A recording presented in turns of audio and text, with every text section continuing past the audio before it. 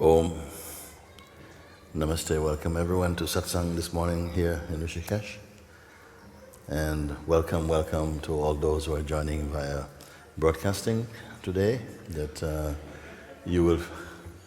we have observed through internet, watch later and see that you too have a front row seat in Satsang. And so you are not missing out at all. If your attention is as focused, there is no difference, in fact, between watching from Denmark or wherever, or being here, in terms of the clarity of the pointings.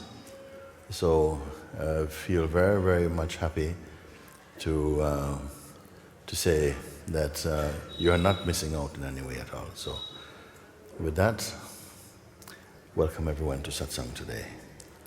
I see your hand, someone's hand is already up. Okay, come. Can I say now again that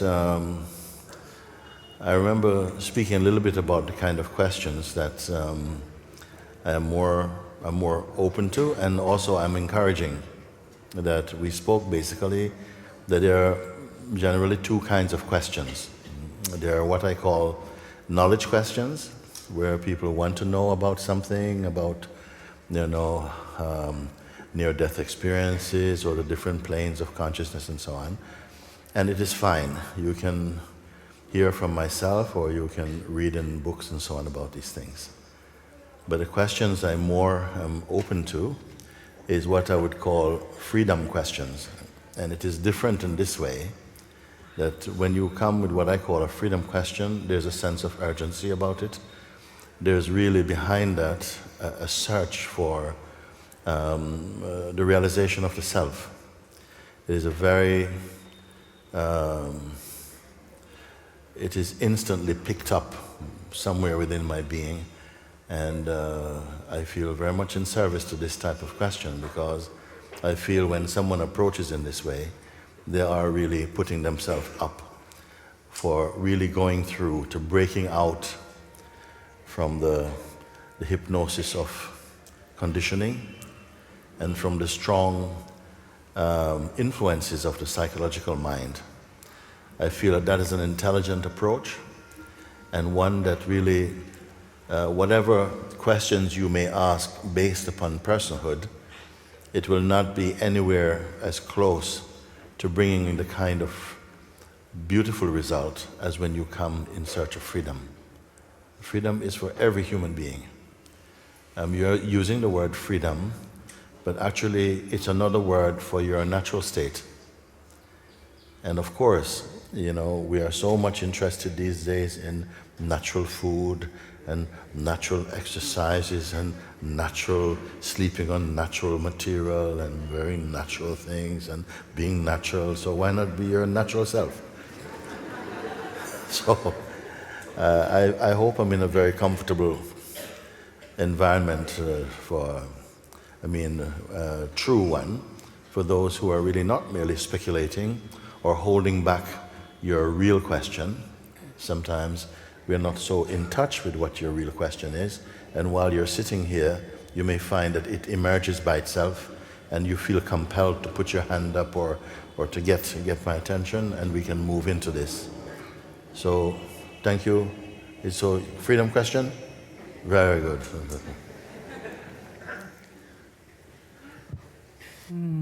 Good morning. Good morning. First of all, I just want to thank you so much for giving your life to everyone. For doing this, I really appreciate it.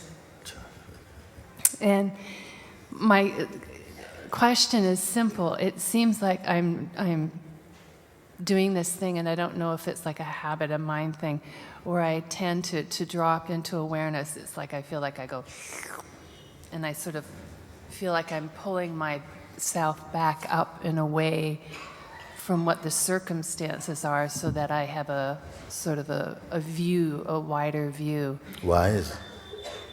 And so I don't know if that's like a trick of the mind where I'm... Even if it were a trick of the mind, if it works, it's good. Mm-hmm. Even if it was a trick of the mind.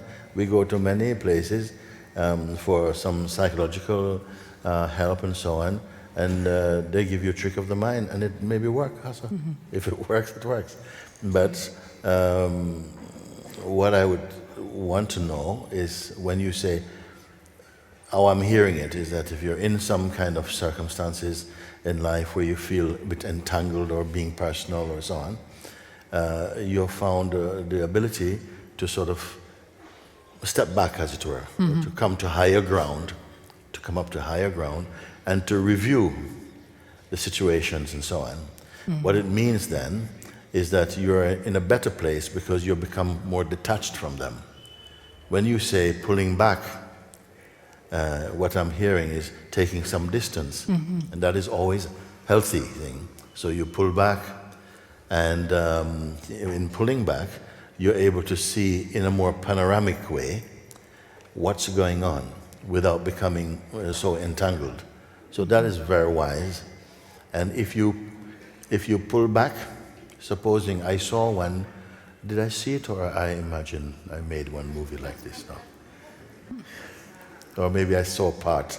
But anyway, whatever it is, it goes like this, that there was two people, they are speaking with each other in a room, they're living someplace, and they're talking and they start to argue, and they're arguing with each other like this about something. And then somehow it's as though the camera eases out through the window and starts to climb, it starts to raise above. And then you could see the house, and then you saw the street, and you still hear the voices. But I came home at 7 o'clock. No, you were still at work at 7 o'clock when I called you. And the camera kept moving higher and higher until the town became just a little space, and then you could see the countryside, and you could still hear the voices like this. And it kept going up and up and up, and you could see the boundaries of the country, and it went up and up and up and up until you can see the earth. And they were still talking, Yes, but you said, and then up and up and up, and then the stars and the heavens came, and the voices that say, but you were late, and I came, and then going into the galaxies, and so, it was a beautiful way of looking, because obviously if you went that high, they disappeared, also their voice would go. You would not hear it, it would just go, and that would be finished, you would not hear it. It's a bit of an exaggeration, but in some way taking yourself away, not making decisions, or not allowing the impulses or the reactions to define or represent you is a very wise thing, because you step back and look, and then sometimes it even appears to be funny, even what we can feel so entangled in, you see. And also moods shape that. Another day it would not be caught by that, see. So. Yeah. Is there anything that you'd perceive that would be good to tweak it to the next level? The next level is that as you pull away from that, that becomes less engaging. The magnetism of that is lost, and you're left by yourself. And simply to pay attention to yourself. That intelligent space in which the perceiving of those circumstances or any other circumstances will be perceived, and they move on like clouds in the sky. They move on, but the sky hasn't moved, and you get to experience that there is something unmoving about you. The source of perception. It's not moving like the feelings are moving, the thoughts are moving, sensations are moving, imagination are moving, memory is moving, perception of engagements, everything is moving. So then, I would say, don't just feel, oh, well, good, I'm glad I'm out of that. No, go one step further, even more. Who am I who feels I'm out of that? Was I really ever really in that? Really look. Otherwise you cut it quickly without taking the full juice of what your experience is revealing for you. Beautiful. That is something I really would advise, because it is at this point that we move from person to presence.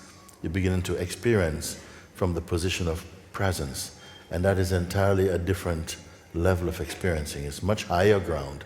It's like the consciousness has risen to a much higher altitude than the consciousness of the person. And so whatever is personal will not raise to that altitude. It cannot, there's not enough, you see, the oxygen is too thin there for the lower tendencies. It will not come there. Okay, thank you so much. Thank you. That's very good. You come, let me see what you say.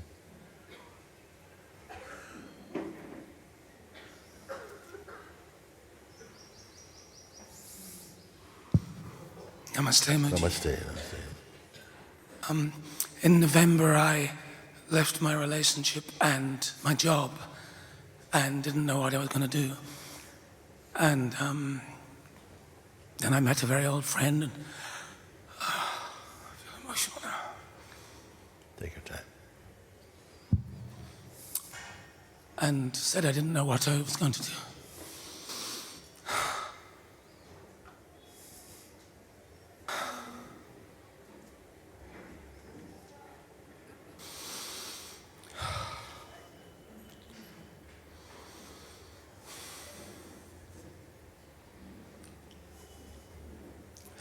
And she said, go and see Mooji.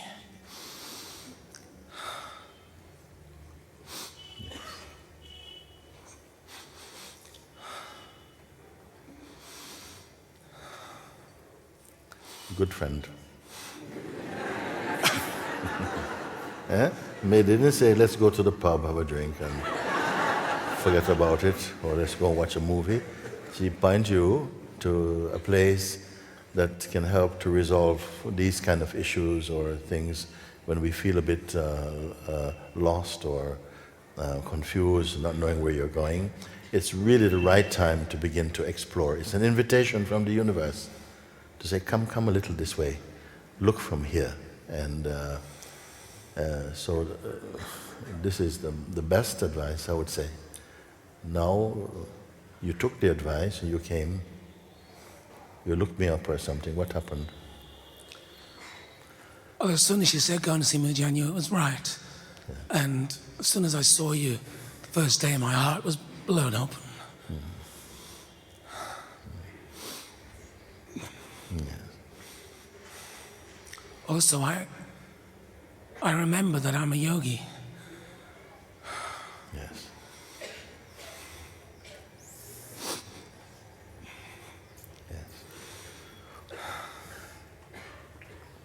And now, what happened? Right now? Yes. I'm just overwhelmed with emotion. Yes. Right now. Yeah. The question I was going to ask was about feeling torn between wanting to be in Monte Sahaja with you and feeling guilty about my daughters in Australia. Okay, could you say it again? The first one was feeling guilty about? My daughters in Australia. Yes. 13 and 17. Right. I've been living away from them for 9 years, but I see them about once a month. Right. So I want to be at Monte Sahaja and I want to see my daughters. Yes. You know, I'm almost always, I cannot guarantee, but I'm almost always going to encourage you to get as far into your clarity, into your the realization of yourself as possible. Not always, because sometimes it will feel clear that no, you need to maybe go and spend time with your family a little bit, because something is saying this.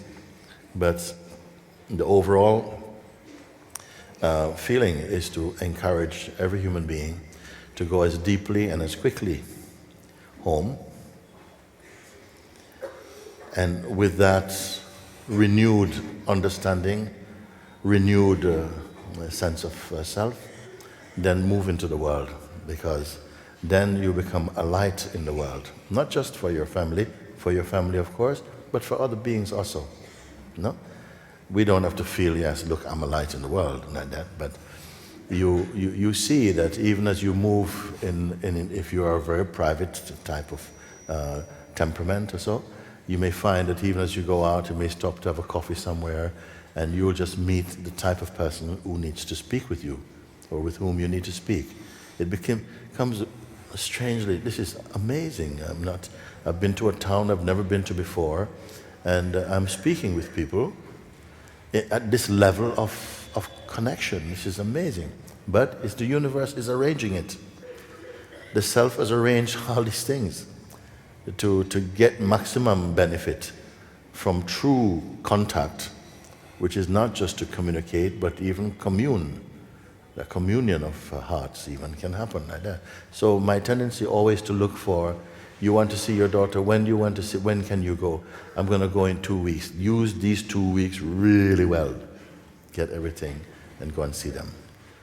Also, I know my mother was not well in her old age. She moved back to live in Jamaica. And then suddenly she started to deteriorate very, very quickly.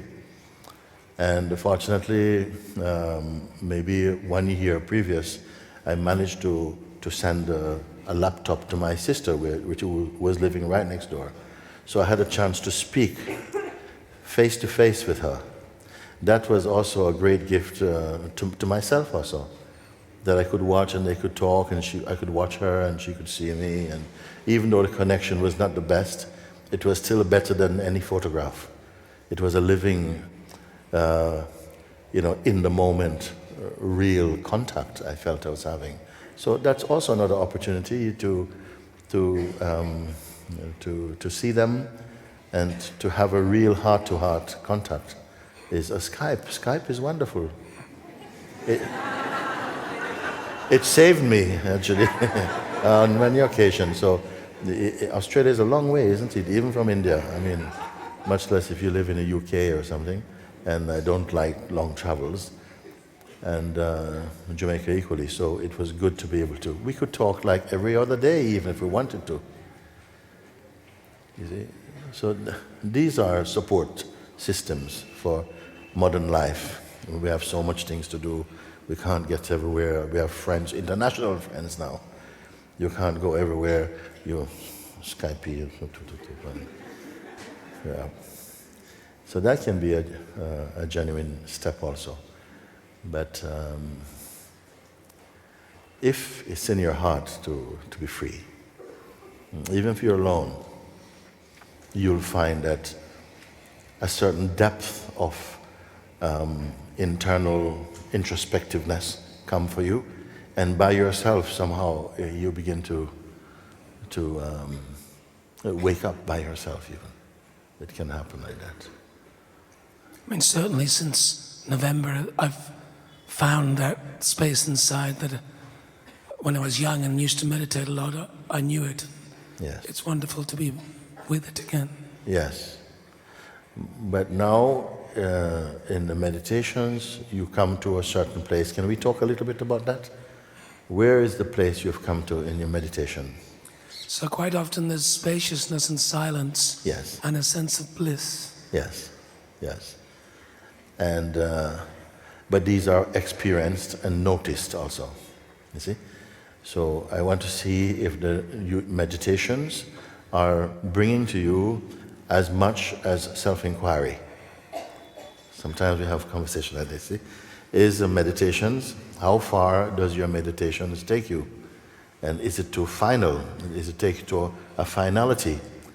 Or it takes you to like the highest experience, but then when you come out from meditation, that experience has come to an end, or maybe it gives you, 3 or 4 hours of sort of isolated joy or something, but as it destroyed the dark tendencies of the mind, or are you free from it?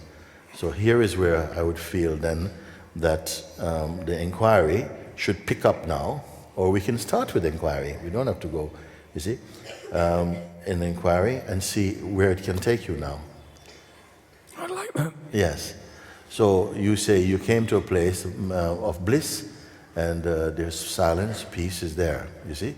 And obviously is the weakness of these, a sort of sense of witnessing these, experiencing them as a profound sensations inside, and feeling bliss and it's wonderful.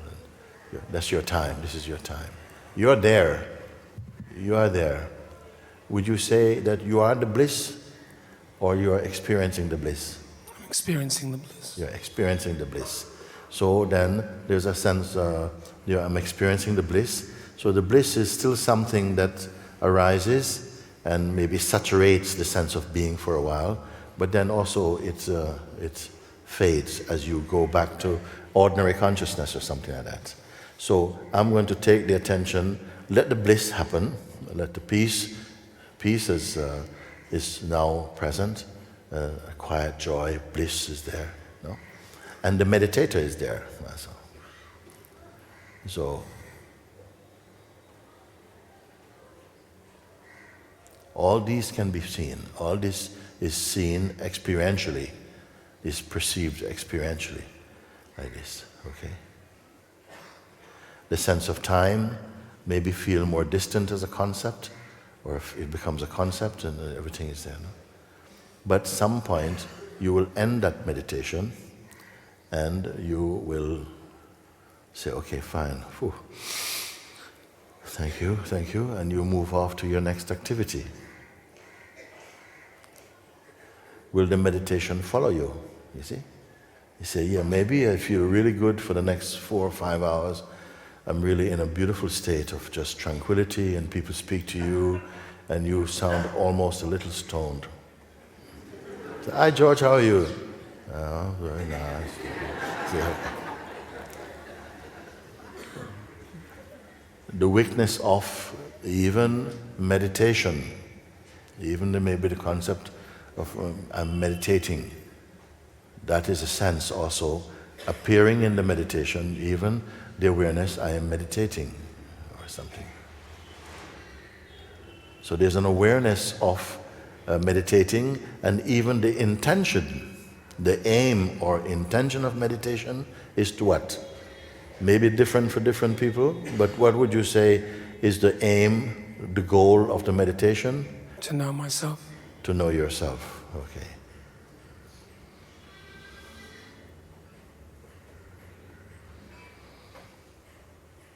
Whatever appears inside as experience or in any form, it is transient, meaning that it is not permanent. Even the most beautiful sensation, it is not permanent. It is beautiful while it lasts, but then it also passes. And there's a knowing of this, there's a noticing of that. So you know that any phenomenon being experienced has duration, meaning that it will come to an end and it will pass. The weakness of the presence of that sensation or phenomenon and the passing of it, that one is not passing. That one is here, no? You may say that is your place. I am now witnessing that all these things are pass, coming and going. And if I keep sitting, maybe more things will keep coming and going. Or do they stop coming and going? I think there's a very bad habit of setting the watch for 40 minutes. So after 40 minutes, I don't keep sitting. Okay. So then 40 minutes enters meditation also. So there's a sense like, it must be about 35 now. So then something goes, that's called discipline. And discipline time now, enough for today, get up, and you can do that 35 years, 40 years. We can be doing ding. Here we go.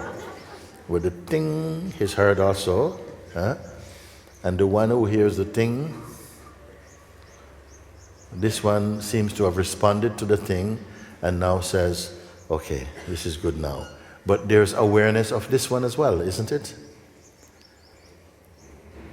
So there's awareness of even the meditator coming to the end of meditation, and now leaving the room, feeling very happy, and the happiness of the meditator also is perceived. By what is it perceived? I don't want verbal answers. I would like to allow the question just to be heard. Obviously, the meditation, the meditator, the goal of the meditation is perceived by what? could it possibly be that the highest goal of meditation is watching the meditation happen also, and watching the meditator meditate, and the thing, and the meditator coming to an end of meditation, feeling very nice and moving along somehow? Is that not perceived?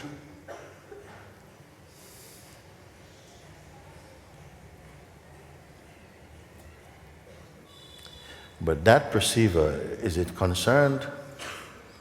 Does it benefit from the meditation? Ultimate perceiving place. No. No.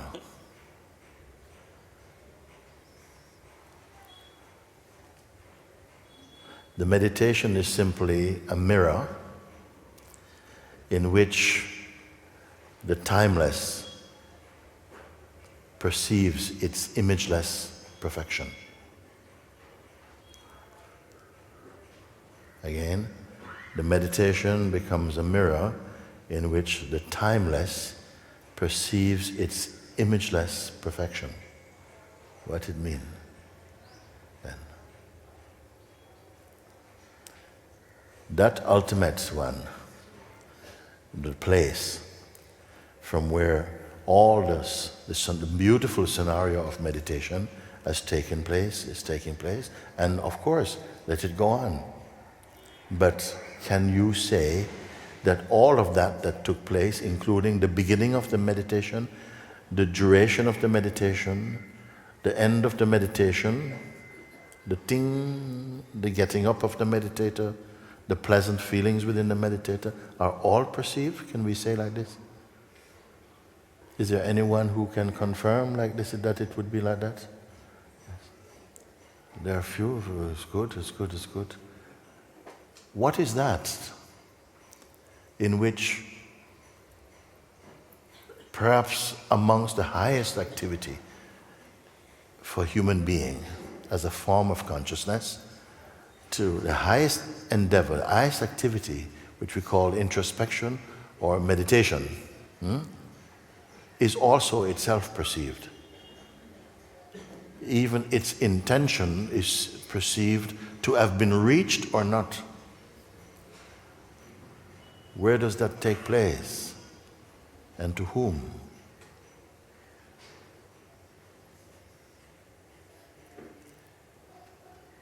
Don't give this to your mind now.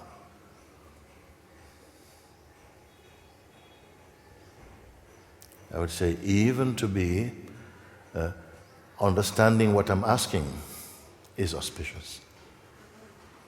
Even to understand what is being asked. And now some intelligent principle within you begin to scan to see what is seeing that. What would even be capable of watching now the responding scan to see what sees that? Can the scanning detect the ultimate?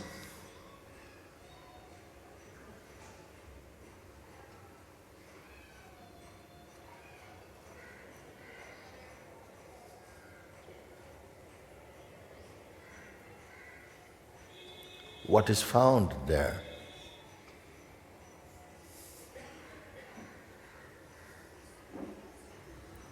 And intelligence is searching.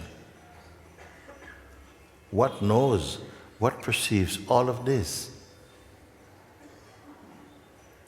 That even the ultimate goal of the meditator has not yet been totally satisfied, because he will return to time again and perhaps become somehow a servant of time.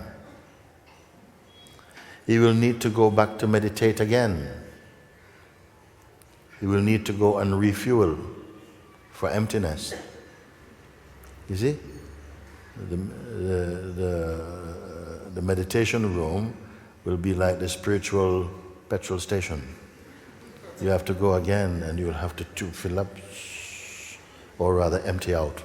Empty out. So are you working from merely an experience which ends in time, takes place in time, finishes in time? Is there something that does not finish in time?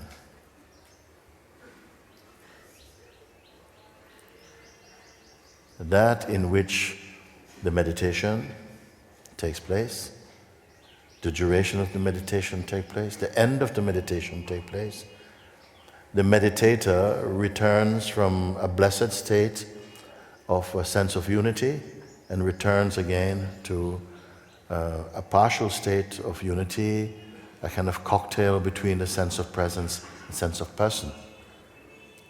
In what is that experienced or perceived?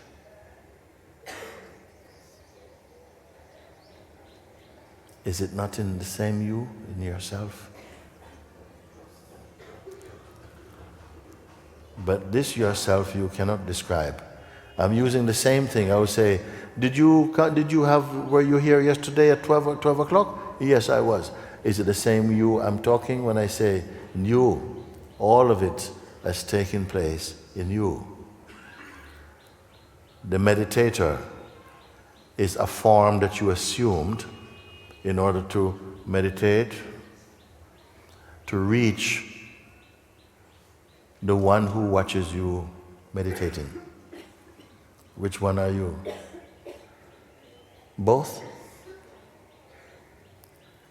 Neither? Both and beyond? Can anyone relate to what I'm speaking? Should I stop now? Okay.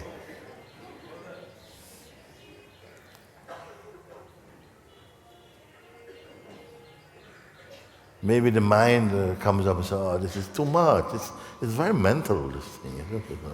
I said, no. Actually, it is like looking in a mirror and seeing a reflection of your face.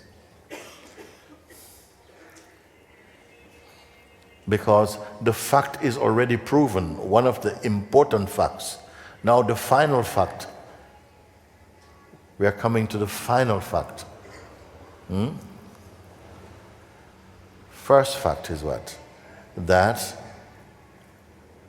are you able to perceive that the meditation, sitting, sometimes if I'm asked you, are you meditating or sleeping? I see somebody smiling. Right, you caught me, okay, all right, I'll be back in my meditation now. Okay? So something knows. You see? Now the sense of a personal me is being absorbed in the very meditation itself. And there's only a bliss, there's a bliss here, there's a silence, and there's the bliss is probably the result, the enjoyment of the meditation, or the enjoyment of the absence of the meditator also can be. Now I'm asking like this. Ding! Okay. All this is watched or not? It is watched. So that is the fact. The fact is, it is watched. The question was, the intention of the meditator was to know myself. Did the meditation produce that result? No, it produced a very beautiful state of being. But something is not yet satisfied. Now my question came. It is watched, all of this is watched. At the place of the watching, is there a need for that to meditate? Can I ask a question like that? That in which the act of meditation, the intention of meditation, the sense of the meditator, the atmosphere produced by the meditation, the end of the meditation is all perceived. But it's that which perceive it is not caught in the bubble of that scenario of meditation.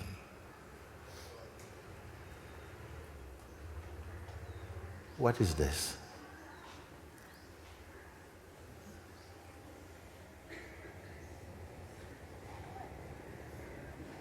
This is yourself.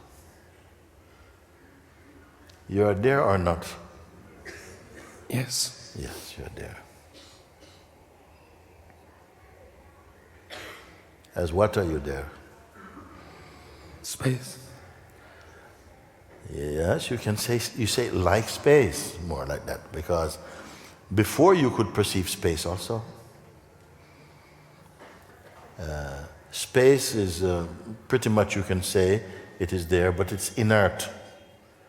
It is not the source of feeling or sentience. So let's say space is included in your perception.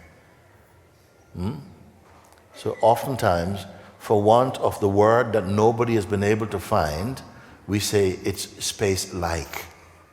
We cannot just find it just as space, because it is also intelligent principle is there. And you cannot say that space is intelligence. You see, nobody goes, space, please tell me what to do today. No, nobody space is space. But we say space-like because, mostly because there is no form.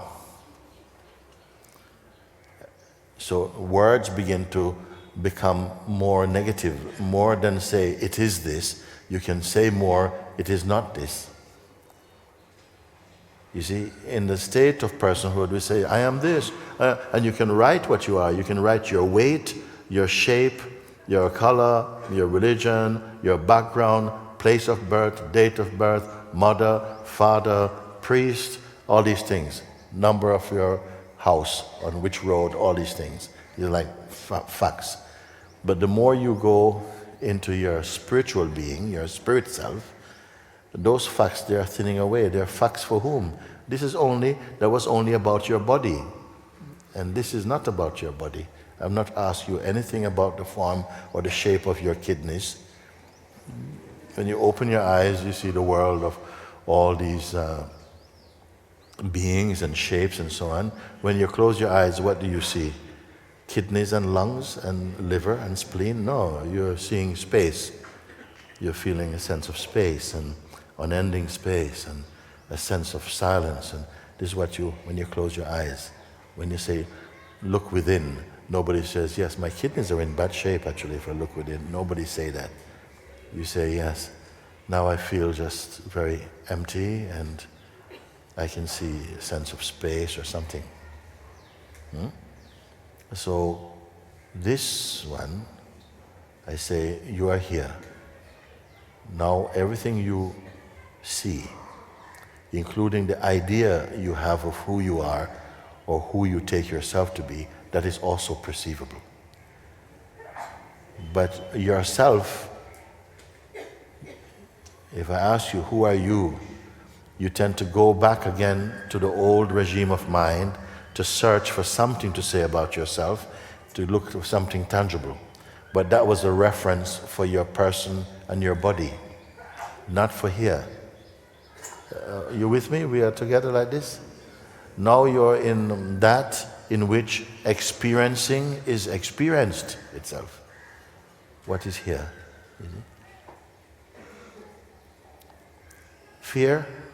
Some fear come? Sometimes fear is very close because I don't know, the mind puts a black hole.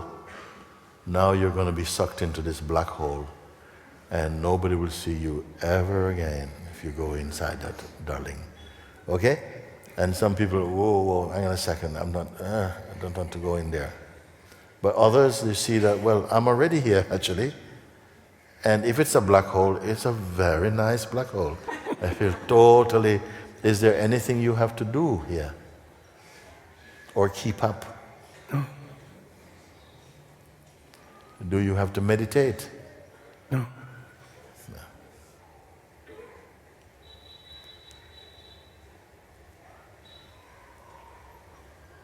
Who are you here? How are you here? Let's take a little time because I'm very pleased that we have reached this level of communication. Examine for yourself. what makes you here?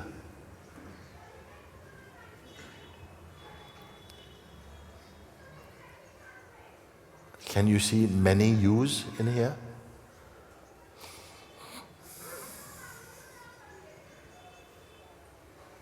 Is there any jealousy here?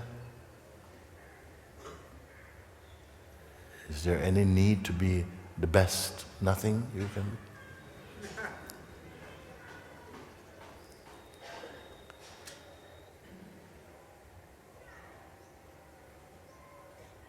What do you have to keep doing here?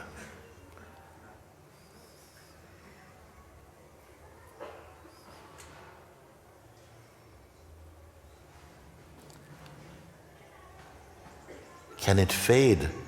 Like, can it go away? Can it go away?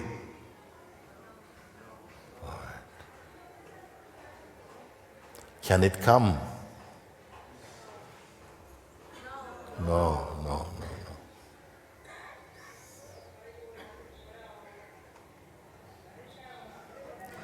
Do you feel less you?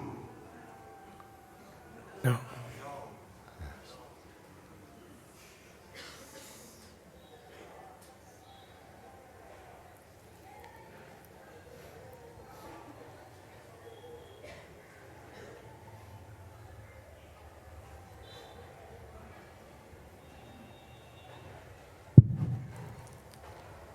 How can you lose it? Huh? You can't lose it. Can you have it? No.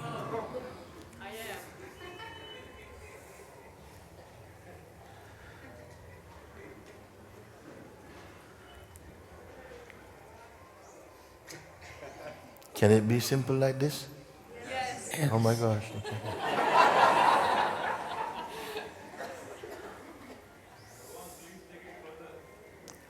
Please take it further.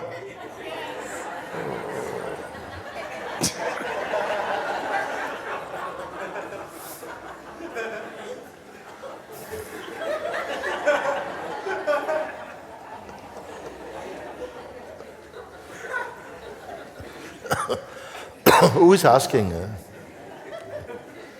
Please come, please come to see what spacesuit you need to go further than this. Thank you, Mooji. Thank you, Mooji. Thank you.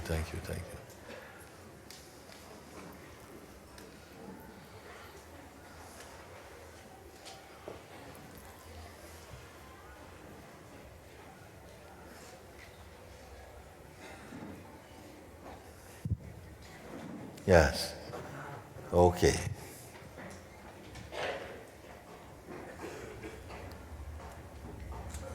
It's good. Come. Say it again now, what you said. Did I hear you right? There is no verbal question here. Huh? There is no verbal question here. Okay. But you said something, no? Balaram, please take it further. Further where now? Have you arrived here yet? Yes, and this is also perceived. In the backdrop of that, who does not care about anything, I have found myself, but he is not bothered who I am. I am bothered about who I am. Right. I thought, I am not bothered about who you are. I mean, I thought that you have left this bothersome you someplace on the planet. I thought we'd gone someplace inside and bypassed all these personal reference of the one who is bothered about themselves. Because what will happen? Why didn't the one who was bothered about himself or herself, why didn't they make this trip all the way? They came all the way. Did they come all the way, this one who was bothered?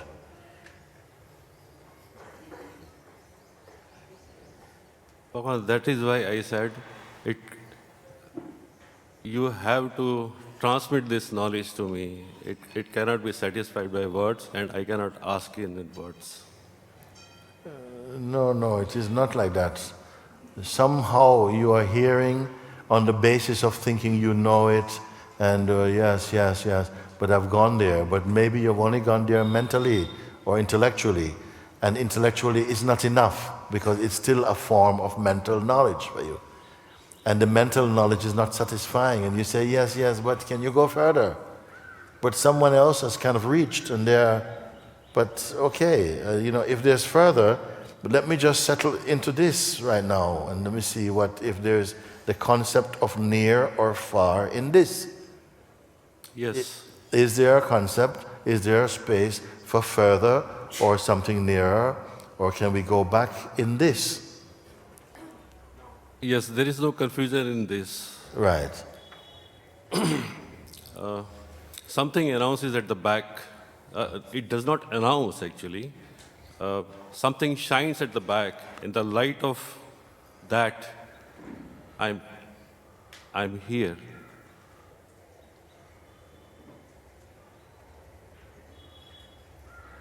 It is true that from the light of the self, it projects, into the dynamic consciousness, which is the capacity to multiply itself into innumerable forms and beings. No. Then what are you talking about then? Only I exist. I cannot exist apart from myself. All others, it's only an experiencing within me. I'm aware of my experiencing. Here, when I'm talking to you, it's not me. So why should I be bothered about this one? Who is this one then talking? Bhagavan, that is why I'm here, standing before you. You being the one who is talking or not? No. Then let the one who is standing talk then.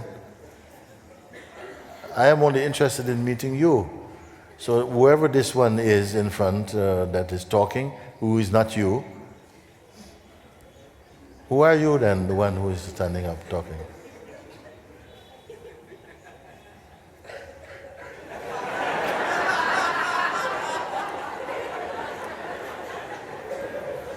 Are you scratching the back of your head or what? What is that? Who is it? Who is it?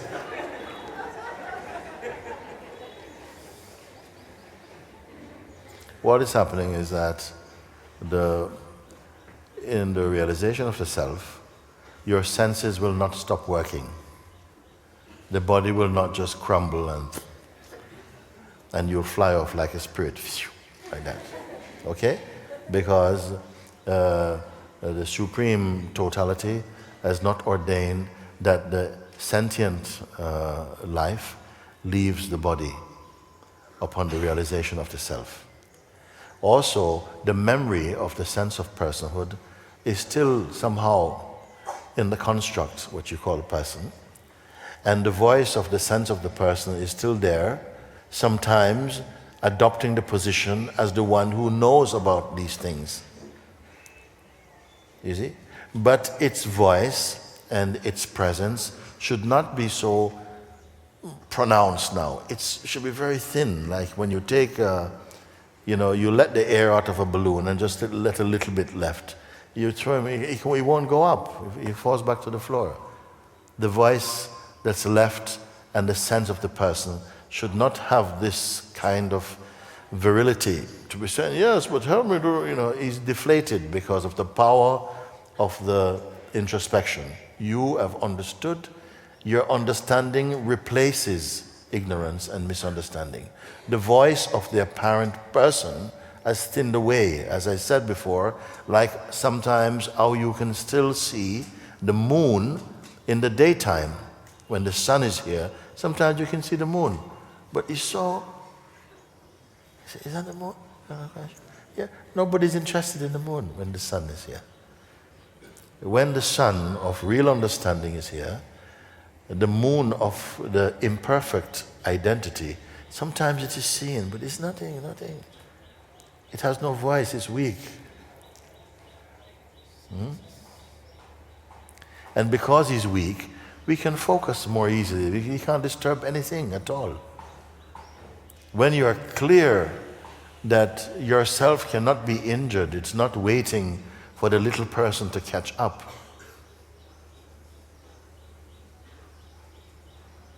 You see?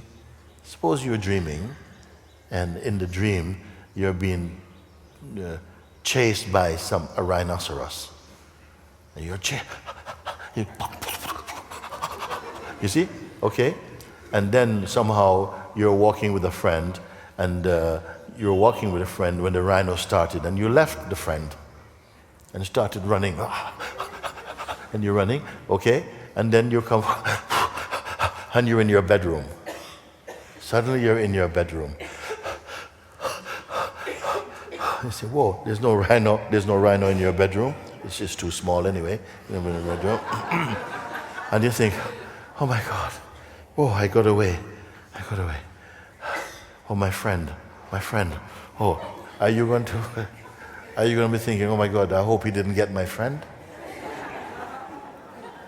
Even though you know it's dream now, and still your body is, you're sweating, but you know someplace, but that is still dream. Now the dream is slowly, I'm catching hold of that is a dream. Because it may take a while, even when you wake up, is it real? You see? You may lock your door. You may lock the door to make sure. Let me just recover and see. But at some point, you would not, suppose this friend in your dream is somebody you actually know. Would you, after that, go to their house to see if they're there? No, something is over. And in the same way, when you recognize, but I'm just here. Now the functioning has shifted from the person, is shifted now into presence. Then the person doesn't have a loudspeaker anymore. He's speaking. You cannot have two kings on one throne. Before it was the person who was the liver of the life, the one who succeeds or fails.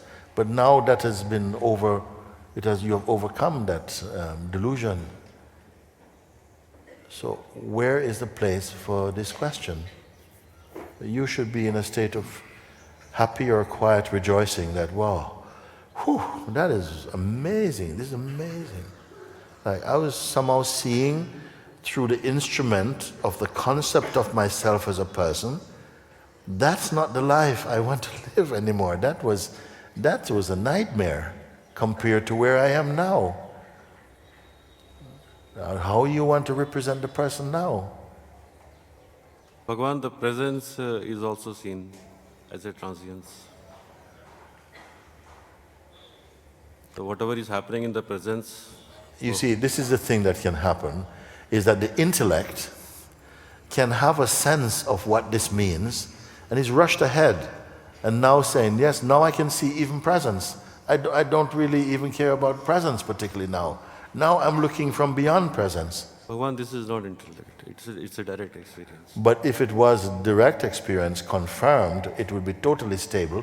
Why would you be asking about this other guy? Yeah, so this one single wave actually, this single ripple which is coming... The what?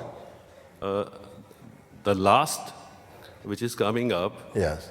I want to know that from where it is coming. But what is your concern? Because it is not going. You have eaten something bad, and you are... It's coming out, and you're studying it, but... I don't remember eating any carrots. I mean, that's what it's carrots. And now you are feeling relief. But where's carrots coming from? I never remember eating any carrots. Are you going to have this type of question? Now you feel relief. Oh my God, I feel so much better. Let me go to Wikipedia to find out vomit and carrots. You're finished with this, no? It is not... No? Actually, even yesterday also, if you see, I came up many times to the mic, and then finally I knew it's a ripple. But today, again, it has come as a ripple. So I just wanted you to, your energy will quash it. Yeah. because it was not getting subsided. So therefore I came. No, the subsidence is not about the thing subsiding, but your interest subsiding. Okay. Can I say like this? Yes. Generally for everybody. Sometimes we understand, when will my mind go away? Well, the mind is quite happy to hang around for as long as you keep giving it 5-star service. But why doesn't it go? The man says, look, I'm happy here. I love how I'm treated in your house. He said, how is it going to go? It's not going to go. What's going to happen? Your interest, your supplying energy to it is going to diminish, and to that extent, it is no more to be seen. If you cannot be molested or troubled by something, sort of like routinely, by something you have no interest in it.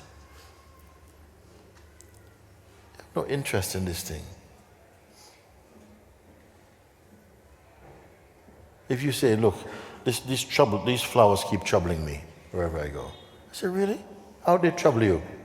I don't know. They just trouble me. So I asked the flower, why are you troubling him? And the flower said, I don't even know the guy. I'm just enjoying being here with you. The flower doesn't have an interest in you. The flower says, why you keep looking at me? And, So it is you who have some trouble with the flower. The flower has no trouble with you. If you lose interest in it, now this is a question, how I lose interest then? Because you may say, why would I be interested in something that is causing me pain? Well, there's two kinds of interest, or two types of desire. I really, really, really want this thing, is a desire. I really, really, really don't want it, is also a form of desire. It means that you're caught up with it somehow. And so your investment in it, your repulsion at it, or your attraction to it, gives it life. You see? It's not just because you want it. Sometimes I absolutely don't want it. I mean, it takes up as much space inside your mind. And therefore, you say, why is this thing? I have no interest in it. I say, yes, you do. Why don't you just leave it? And quietly you will forget about it. You see?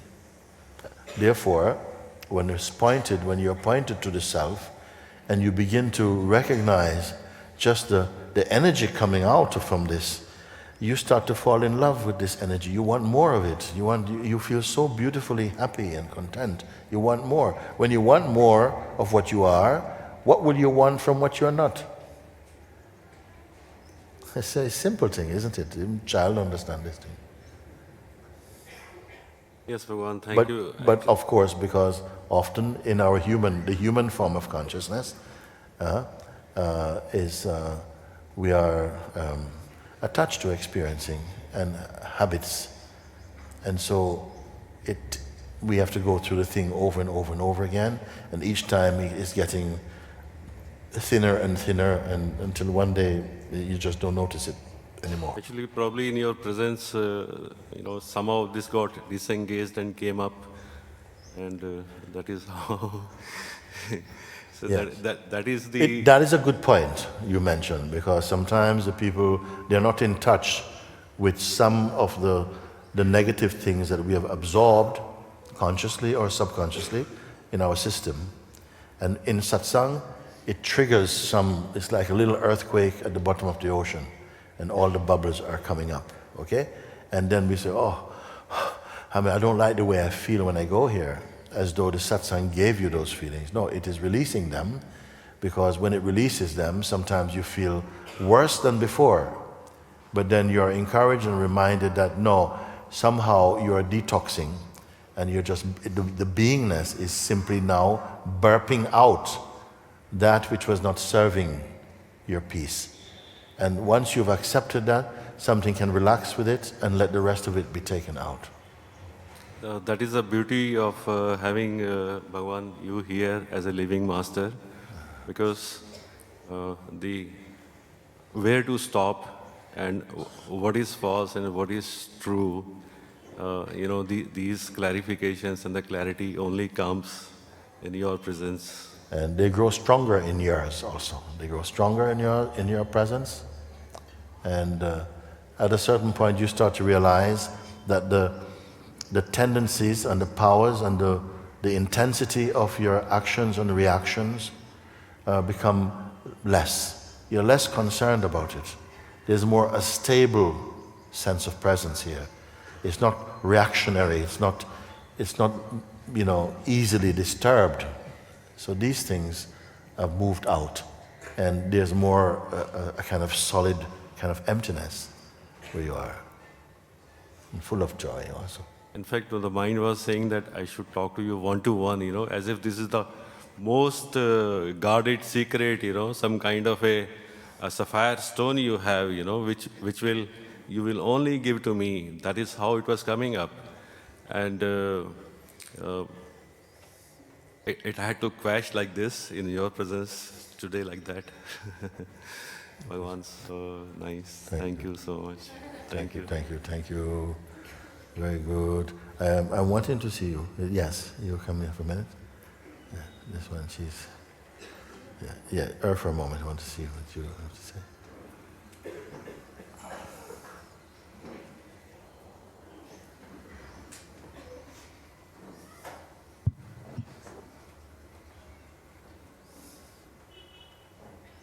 Namaste, Mooji. Namaste, my love. Namaste, Guruji. Today is the happiest day of my life because I just realized that the person I thought I was doesn't even exist. Thank you so much. Thank you to the Sangha. Thank you. Now we're all going to want to know how you came to such a conclusion. Is it? Because for the whole world, they say 7.5 billion human beings are contemporaries on the planet at the moment. For someone to come and make such a statement that the person doesn't exist, I mean, you would want to think, well, wait a second. A number of parties will be interested to find out how that comes about. Even the military wants to know how to get rid of the persons without any sort of artillery. Well, and not just your person, you've got rid of the whole world, no? Everybody feels, everyone reports from their person. I had this thing is happening, I went to this place, and this one she's been having, and as for you, and we're very much into person, but you have found that the person does not exist. Is that just your person or every other person? I was, it kind of came, I was, It's much bigger than you think. I can't really explain. It's just as Yeah. I was looking around, suddenly everything, awareness, and there were no more. Yes. I think it's identity. There was no more form. I can see the Yeah. form, obviously. It's not gone, but Yes. No, the form doesn't mean it's a person. Attachment to No, it. a body does not mean it's a person. A body is not a person. I just couldn't see anyone they didn't visually look any different, but I couldn't, it was just nothing. I can only explain it as that. I can't explain it. Because it's so rare, you see. I think the whole of humanity should want to know, really? I mean, because my person's a lot of trouble, so is there really a way to get rid of it? Even the one who wants to get rid of it actually is part of the person? I had to ask because one lady, she told me in Satsang, Guruji, I can accept now that I don't exist. But what is difficult, I can't accept that my husband doesn't exist. I said, no, let's back up again. Now, what you mean by that? If you don't exist, where's your husband? I mean, what? She said, yes, this is the trouble I'm having. You see, I know that. In my case, actually, one really comforting thought that I'd had was that if I disappear, so will he. Yes. And then we stand a chance. Oh, it was a comforting thought. Yeah. Oh, okay. Is he here? Well, no, he's not here. Okay. But there was a lot of conflict in the personalities. Yes. And there could only be anything if it existed through the self. Yes. You have made a very profound discovery, and it is true. And I want to kind of push it around to see if it stays true. Because this is at the pinnacle of human, what I would call discovery, or the human expression of consciousness. I want to see if we can see, because you say the person does not exist. And it is true. But it has to be recognized as true in each vessel in which consciousness resides. The tenant in this body is consciousness. It is not a person. The consciousness is recognizing that the person is a kind of ghostly concoction, that an idea held about myself. I am the consciousness. It's my energy that is the life force. It's my intelligence that is expressing.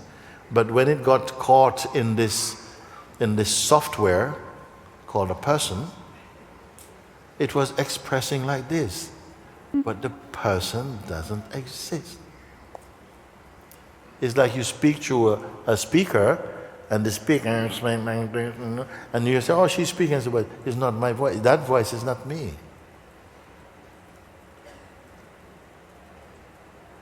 The person seemed to be also a software that has its own kind of tendency to misinterpret.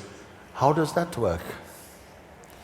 This is why it is not questioned, it is not doubted.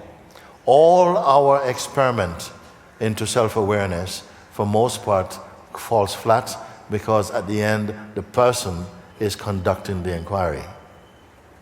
And it will not do anything that will threaten its existence. It seemed like that. So it takes a higher intelligence right there to look and say, wait a second, what is a person then? You see, it is not just rationally. Something came up and pulled the curtains open, and you saw there's nobody. Sometimes it has to happen like that. One of the first time I came to this recognition experience, I was in Maheswari and at a bus station, and sitting down waiting for this bus, I saw a father playing with his little boy and son, and they were playing, and they were in the sunlight and shades watching, and it just became very clear. There's no person in there. There's no father in that body, and there's no son in that body, apart from the concepts that consciousness is adopted for now. And there was just this body moving, going, and it became so clear. Sometimes you will have to see it in a particular scenario that's tailor-made for the consciousness in this body to absorb and see that. And once it is clear there, it starts to percolate through and be clear in everything. Slowly it takes over. Now, that may seem scary because we start to think, hang on a second, but if I don't exist, there's a lot of people that I'm going to have to come to terms with about this. How does it look now, their experience? You see? Because actually you will find that your interactions with them will go on in a very appropriate way. But the background intelligence, it knows how to move in that. It has opened its own combination and released itself. And now it knows how it gets imprisoned in a form through belief, and it knows how to treat each belief system. Each unit of believing, it will know how to move in them. It's a lot of words for something that is going to happen very spontaneously, actually. We don't have to retrain you how to speak. How to speak as an awakened being, school. Who have to interact with beings who are on the way to awakening, class 2, and not yet ready for awakening, class 3. How do you speak? No, you spontaneously. Your children call you mommy, you're not going, hey, whoa, whoa, whoa. Call me, I am. Okay? You're not going to do that because somehow the intelligence is not stupid. It's not going to go like that. So you don't need to worry, and you are going to watch and see what happens. It is totally beautiful. Just what will come through is a deeper intelligence, a deeper wisdom now is looking, because its functioning is more panoramic, it's much broader. It is not tied up in the person. You see? We, for instance, we are living in Monte Sahaj. We are sometimes maybe 200 people together. And things are flowing beautifully. The only time they don't flow is when anybody becomes personal. And everything begins to drag. The person, it's like moving through sludge. Without the person, everything is flowing beautifully. Flying. Not even just soaring. With the person, it is a very heavy thing. Once you begin to feel the absence, the draining away of personhood within your own self is replaced. Now consciousness is not coming in from outside, it's coming up from inside. It is always there, it is always consciousness. When you awaken to your total truth, where is it coming from? It is from inside. The flower opens from inside. When we feel that, yes, that God is up and coming down, also you can say like this, because God is everywhere. So whatever feeling you have, but more intimately, the Lord arises from within. Because nothing can exist independent of that power and that presence. We don't have to work it all out in the mind, okay? Yeah? Let Him work it out for you. You are He, He is you. You are it, it is you. But rare does a human being come to this point of seeing.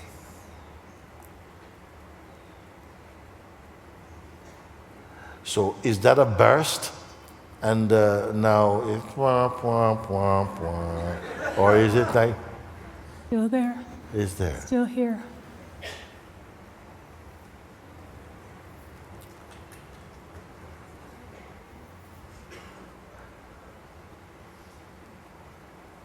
Are you sure you're here for this? Are you sure you're here for that? Huh? Because we can't say what that is, how it looks. And this is the manual of being. In each form, it will flower. Just like in each form, the being is expressing uniquely. There's nothing wrong with uniquely expressing. The expressions may vary, but the source is one.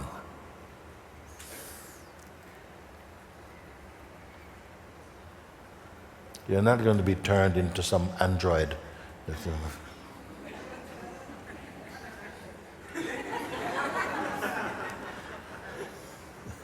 But you have the taste is emerging in you. Every moment it is giving its signal, its whiff. You're getting acquainted. So you will know whether you are, intuitively you'll know whether you're in the right space or not. And your part is what? To welcome what you are experiencing, to digest your experience, and to see, is this an expansion, or is it some contraction? And if there's a contraction, what is it it's contracting? Is it myself or something else, you see?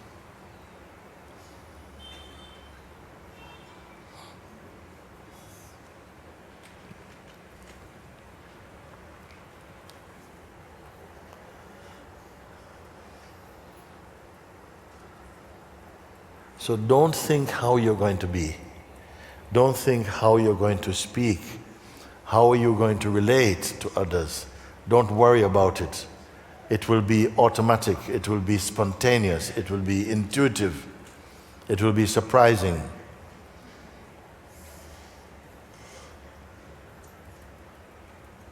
It will be natural for you.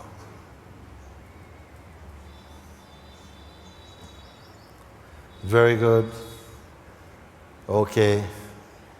You come for me? Yeah.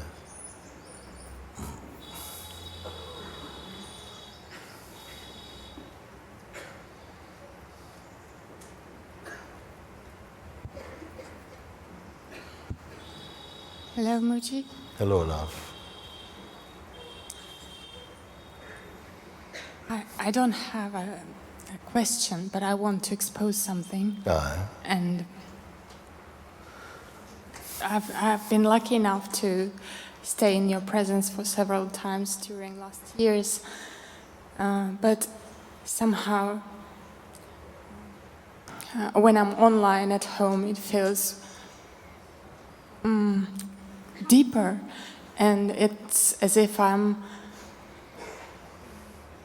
if there is a tendency like to hide, to postpone, like here. Yes. Yes. And every time Yes. I come to retreat or something, it's like this, and you sometimes say about the breach that can be. You're extending the bridge. And that relates to me in a way, because I feel that lots of excuses come, like, oh, it takes some time, the ego is thinning away, there's a lot of arrogance come, and all sorts of excuses. Okay. Which. This is good. I want to just to put a little highlight on what she's saying, because I think it is a very common thing. She say, actually, when I'm at home and watching on the internet, it almost feels stronger. Listen, it almost feels stronger, you see, than when I'm here, actually in person. Because when I'm here in person, I find that more avoidance is coming up. My mind is playing more like, and some more resistance, and, saying, oh, it's but more difficult, and so on. All this. Why? I want to tell you why. Why is it that this? You think, but it will be stronger, more clear. No, because subtle is the mind in this way. When you're watching on the internet, you see, there's a part of your mind that actually feels you're not going to get it like this. And there's another part that thinks this is a good way to get it. There's a part that feels you're not going to get it. It's like many people who feel once a saint has left the body, no? They're a dead saint. They can't help you. Okay? So then they will watch all the videos of the dead saint, because they feel, you can't catch me, you're finished. You see? But they're still watching like, it's really something, So this can happen. This can happen. And when you are watching, this is one thing I want to say to you who are watching on the internet, is that there's a kind of distance, but you don't easily recognize it. And maybe just as something important is going to come up, you just feel like going to make a cup of tea, and you make a cup of tea, and you come back and, that's very nice. And you enjoy. But here, you actually might fall apart. There, you actually also can fall apart. But here, it's like, whoa. This is really possible. But the dark side of the mind, which you don't regard as the dark side of your mind, is saying, no, you know what? I would like to go to that festival over there and to go and, oh yeah, there's a book I want to buy. Yes, a book. And you're distracted. You're allowed to be. Actually, what should be happening here? Why is this happening? It's happening because you're really onto something. And these powers, they come up more strongly to distract your attention, to sabotage your chance for freedom. And what you should do is make use of them, observe them, learn about the enemy a little bit, but not too long. You see? Look and see, okay, now there's something wants to go out. Why to go out now? There were times when we are speaking and we are at a very crucial point of revelation, of really seeing something. And right then, people are leaving. So where are you going? Toilet. I said, not now. Now is not the time to go to the toilet, my love. It's better I say, pee and be free, basically. You know, don't go there. We can all excuse you about this one. But don't be running now. Now is too important for you to stay. And at that point, the favorite thought is like, oh, you never had power of will. Of course, I'm observing this, and I see that it's my mind talking to my mind. And then a lot of resistance comes. And I feel like it is your mind failed. speaking to your identity, Yes. which is a mixture of presence and person. And it's trying to get the sense of, it's trying to speak to the person in the presence. You see? And the person also is feeling the wriggling, wants to a bit on discomfort. But you must watch that and just feel, wow, you know what? Look at that. I'm not that. And stay through it. And always, when you're forced to just stay right there, something collapses. It drops away. Because you don't just obey your mind in this way. You have to, everyone must at some point transcend the influence of the psychological mind. Because it is not your friend. Not yet. Not yet. When you are strong in your heart as yourself, then the mind may come, it can be useful, put him some little job to do. But at the moment it has a lot of, it's got an open check. It's got a lot of, given a lot of space. And because of this, consequently, you feel that you're losing some power to it. And you're cooperating a little bit. Even asking this question, it's like Yes. cooperating with it. No, And I try I say to that think. asking this question is trying to expose it. Depends how you want to go with this. I want to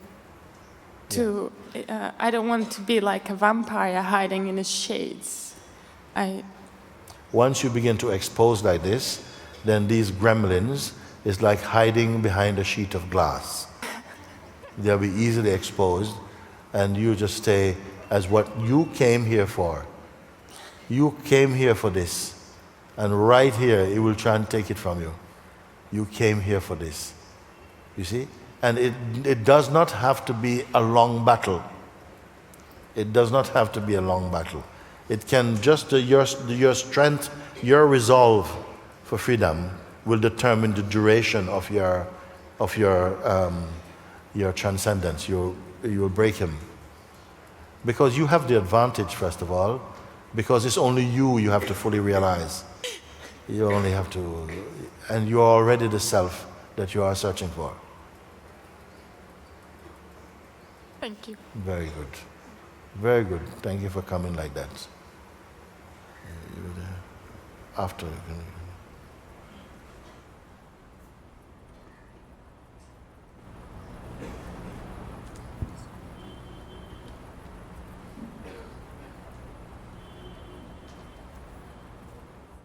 Namaste, Mooji. Namaste.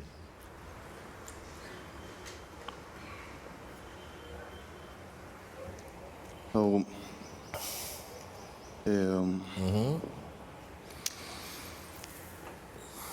I don't have a concrete question. I've been thinking about what to ask these 2 weeks. I just hope you just not hear my words, but my longing, my desire. I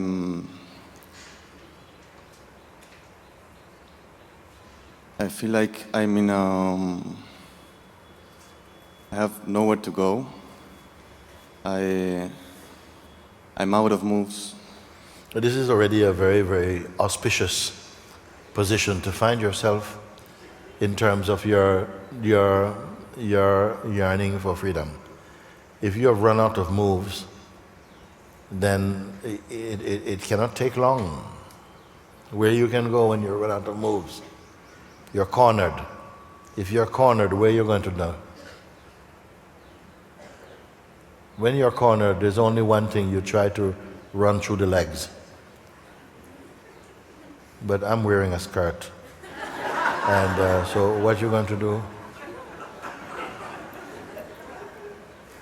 Running out of moves mean that what does it mean for you, running out of moves?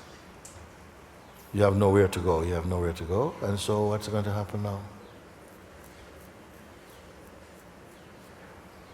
If it is the correct metaphor or example, you're out of moves. So that means that your mind, whatever your mind tells you to try and distract, it's not going to work.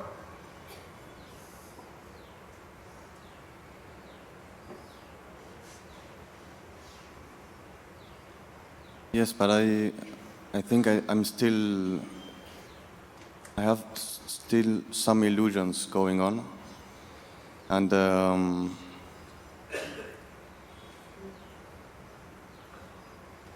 which means what? Something is going on and you're invested in it. Yeah, which means like I'm not enjoying this life, you know.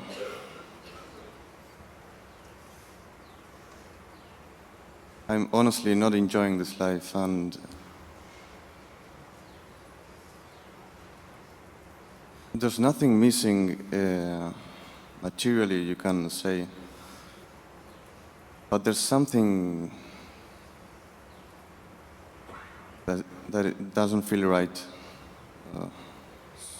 There's two ways. One, you may say, I'm not enjoying this life, meaning the life that you have been brought up and told this is what it is to be a really good citizen. You have to, or this is what it's like to really be successful. You must have a car, really good car, own your own house, have enough money to do what you want to do, have friends, a big Facebook community, all these things, whatever you may have.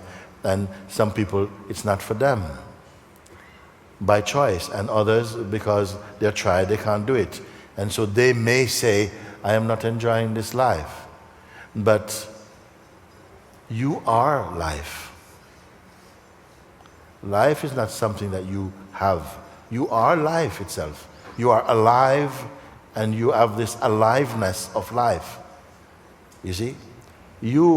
Someone could live in a cardboard box someplace and never left their village and be a very universal person, very universal being.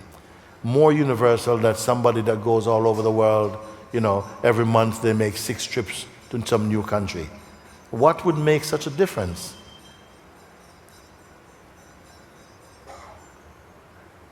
As soon as you begin to grasp the introspections, work with me with this, you will see that it's a very different, something is blocking your inner vision of, vision is not the right word, but clarity.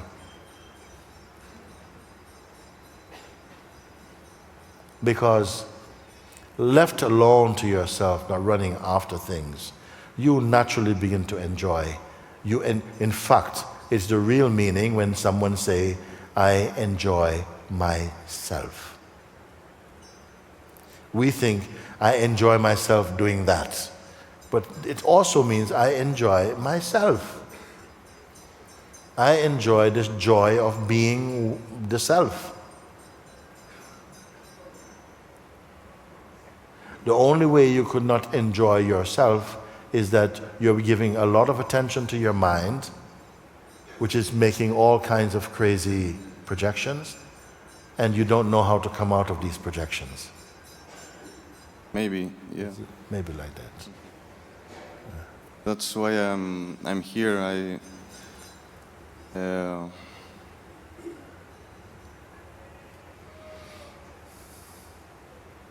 I'm just here.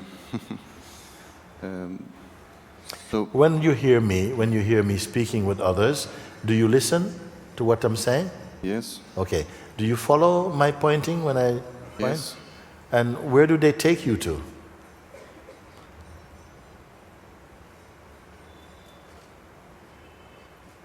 Because I am behind every word I say. I'm already there. I'm already in front of it. I'm already right there with it. So I know where it's supposed to take you or reveal in you. So if you're following, it must take you to this place. What is this place? Like an empty space. Yeah. Does the mind criticize the emptiness?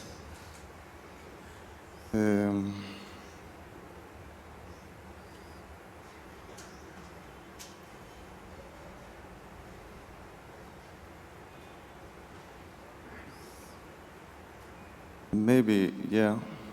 It feels like dull. Exactly. This you must learn about, and as you're observing your mind, look what happened. You come to the space of actually no mind. It's empty. Then the mind says that it's dull.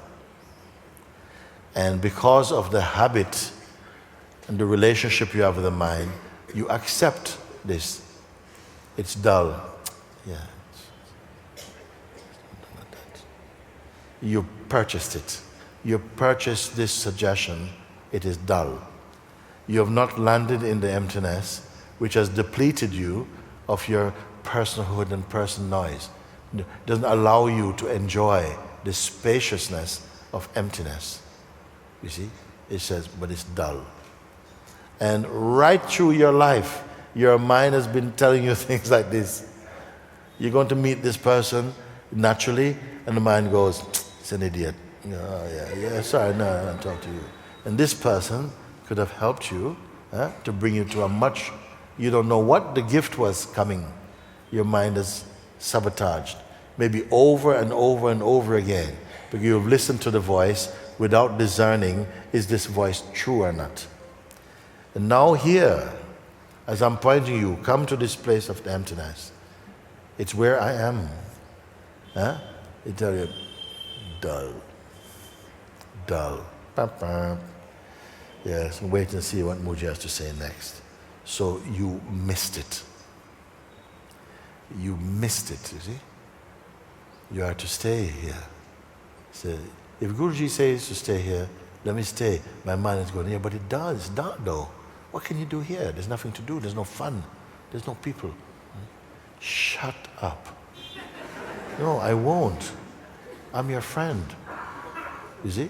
You listen to this. You stay put. What am I saying now? After emptiness, what do I say now? I say, where is your problem? And you no problem, no problem. Oh yes, my mind keeps saying it is dull. Yes, okay, ignore that. The mind goes, don't. I'm always with you. I've never let you down. What to do? So this is where you must discern, and you must put your energy in the place where you need to be. Just like that. You stay with it. But look, please do this. Because most people believe in their mind. The mind says something like this. It is creating a lot of negative energy production inside your being. And we, like innocent children, you are taking in. Especially as you are discovering Just as you are discovering you're fresh. You see? This mind becomes the pedophile of the spiritually naive. He will take you off somehow. You must stay in the Sangha, be in a bit with them, and listen, take the energy of them, and grow out of this thing. And it must happen for you. Even the fact that you are feeling as you do is the chance for your freedom. If you are enjoying, you're not interested. Your mind is partying. Yeah, but you say, I'm out of moves. But the mind is thinking, I've got a few more moves. Yeah. You were brought to silence. You are brought to emptiness. They're not different. Silence, emptiness, not different. Silence, emptiness, contentment is not different. Silence, emptiness, contentment, peace, not different. Silence, emptiness, contentment, peace, love, not different. Just rest in that beauty. Just stay. And bear the mind's attacks, because he will attack. You see? In fact, make use of it. Say, it is good that he attacks, so I see what else is being hidden here. Use it. What do we say? When life brings you chilies, make chili con carne. When life brings you lemons, make lemonade. Like this, no? Don't go, oh my God. No, make use of these things. Make the mind work for you. Don't just give up. Don't just expect the mind is going to just be your friend. Or that you, as you are, deserve the greatest relationship on the planet. Sometimes you have to look and say, no, actually, I don't think I'm ready for that. I'm too selfish. I'm always thinking about this, and you have to, somehow, the relationship helps you to grow more into yourself, to flower. This you can say.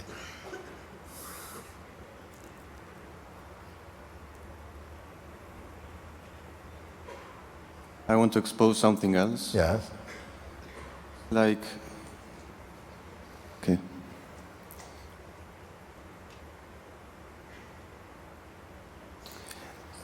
I feel like there's a glitch. Like there's something wrong. No? Yeah. I think it's the person or personality or something, but it feels so intimate. It feels like myself. Yes. Yes. There are no perfect personalities. Get over it. There are no perfect personalities, even amongst the wise. And it is one of the strongest weapons of the mind. Something is wrong. Something is just wrong. What is it? I don't know. But something is wrong. Well, how do you know something is wrong? Well, it just feels like something is wrong. Can we take a look? Yeah, but you won't find it. God, look, I can't find it. Then how you believe so? Because it feels like that. Your mind can give you a lot of feelings. Your mind can turn into a headache. Do you know this? It can give migraine. The mind can cause that in the middle of the most auspicious discussion you're having, can cause somebody to call you, and you say, okay, listen, I've got to go. Okay, sorry, Mooji, can we finish this next time I saw you? And you're off. Just to avoid seeing. But can it do it by itself? No. It is doing it with a subconscious cooperation from you. Can I say it like this? You may not think, you may say, no, but I wanted to get it. But just at that point, my sister rang me and told me that my cat is sick again. And I gotta go, Mooji, sorry, I've gotta go. Oh, okay. And you won't come back. Mind can take all these forms. And you may say, because my mind is so bad. It got to be that with something inside you was playing with it, playing with it a bit, and just got pulled into a sort of shape, and now you're suffering that shape. This is the game that you have to learn and develop your powers of discernment. Discernment means to tell intuitively or educate through your education or your spiritual practice, the subtlety of your discernment, to tell whether something is right now to go this way or to leave it and to stay here. When there's no other help to sense it, and no, I stay with this. And even if you stayed with this, but your intention is good to stay with this, it will turn out okay. Maybe after a while you say, no, actually no, I changed my mind, I need to go here. And all of that is part of your discernment. I've heard this kind of excuse many times, and it feels genuine on your part, but people say that. There's just something wrong here. And you know what? Maybe there may be. But very often it is not. Many people leave satsang and go straight to hospital, go to doctor. They think they're dying. But it's their ego is dying. And they go to hospital and the doctor tell them, there's nothing wrong with you. Oh, okay. I was really sure I'm dying. The mind takes all these shapes because something is coming to an end. Delusion may be coming to an end. Understanding is emerging in you. But the old regime of thinking is interpreting this, this cathartic response that means something is wrong or something. So it's good to know these things ahead of time. So that when they come, you don't panic. You say, okay, I understand. It's just my mind is playing this trick.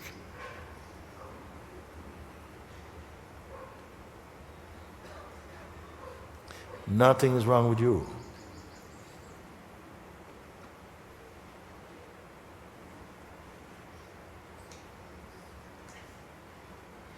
But something is wrong with you believing something is wrong with you.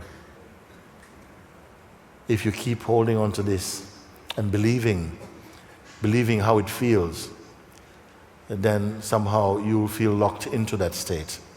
All these things can change. I'm telling you, from there all the way here, all of this can change. All these nonsenses can go. They're not a big deal. We are speaking a lot like these things are a big deal. They're not a big deal. They're a big deal for you because you've made them into a big deal. They're not a big deal.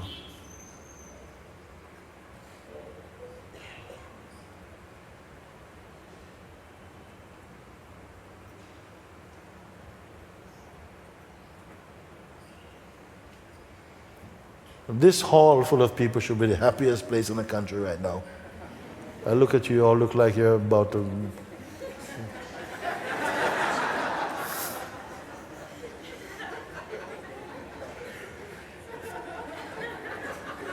You're about to be slaughtered or something.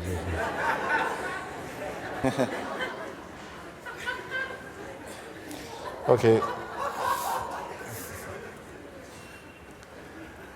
Okay. You can come for me, please. Thank you. Yeah, you can press.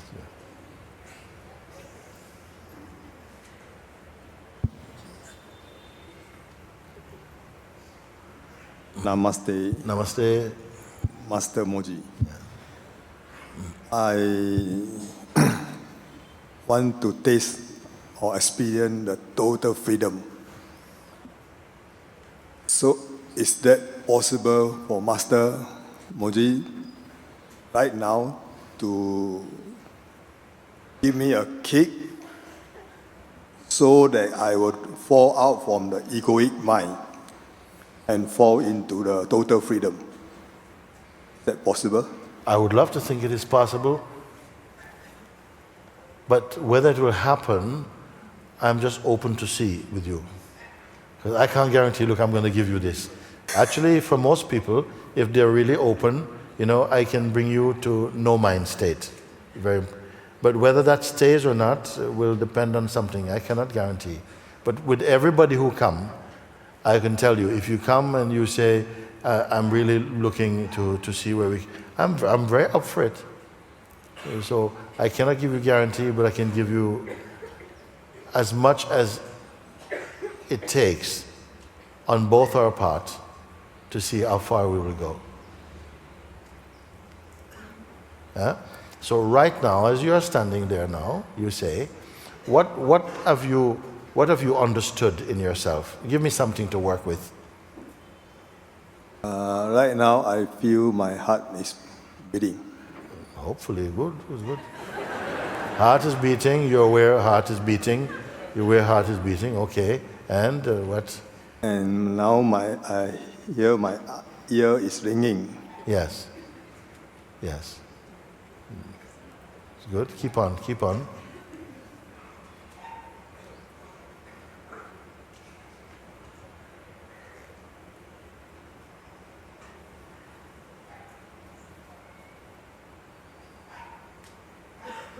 You're also aware that you are here, no? That you are here. I'm here. Yeah. And when you were sitting there, you were still aware, I'm here. Yes. Yes. Because that feeling, I'm here, is not specifically to do with being right there or right there. It's more to do with being here. Yeah, it's in the heart. In the heart. Okay. This feeling, I'm here. Does it need any other feeling?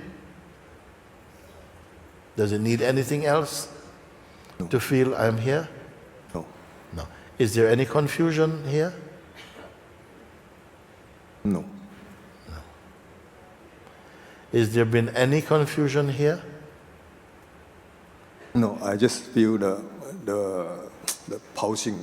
The pulsing. That's on the surface. That's in the organ called the heart. But we're not talking about the organ called the heart. I'm talking about the space, the sense of presence, which I'm referring as heart.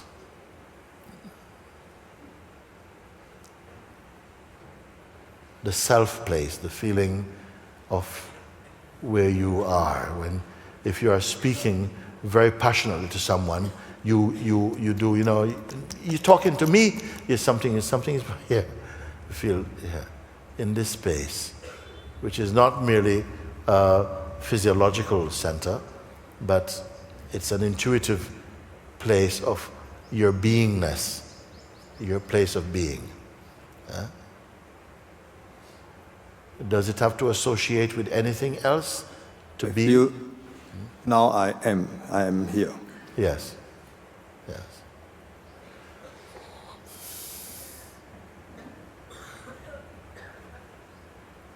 Is it a personal feeling? I don't know. It's Personal? just like something like, I just feel something like a vibration. Like that.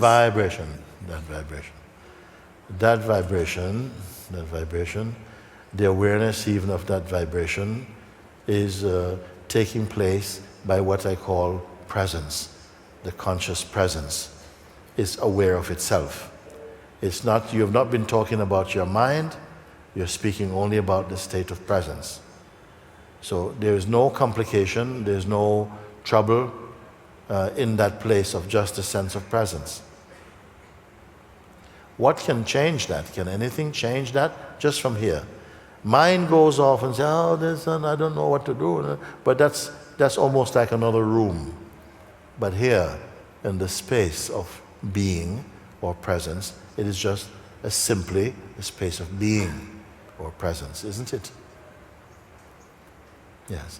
If you stay focused on this sense of presence and don't deviate, don't go to the mind and pick up anything from there. Stay only in the sense of presence. If any thought come, it is arising in and through the sense of presence, but don't go with any thought or any self-definition. Oh, I'm this type of person. No, don't touch anything. Stay only with a sense of presence. Be conscious of the sense of presence. That will increase your intuitive sense of harmony and health and well-being. You just, I am. And in this statement, I am, that is referring to your beingness, that beauty, that silence, that sense of isness, which is simply here. Is there any effort to be this? No, No. no effort. No. So that is the sense of presence and conscious presence, meaning you're conscious of the presence. It's here. That is the first place.